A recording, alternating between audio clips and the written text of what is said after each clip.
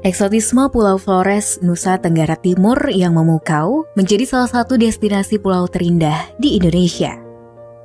Keindahan gugusan pulau, serta kekayaan alam bawah laut yang menakjubkan, menjadi surga tersendiri bagi para wisatawan. Tapi, keindahan alamnya tak seindah kehidupan para nelayan yang harus berjuang di tengah keterbatasan. Tak mampu membeli perahu, para nelayan hanya bisa menjaring ikan di pinggir pantai menggunakan pukat. Kamu bisa ubah nasib nelayan NTT agar mereka bisa bangkit menghidupi keluarga dengan mewujudkan perahu nelayan.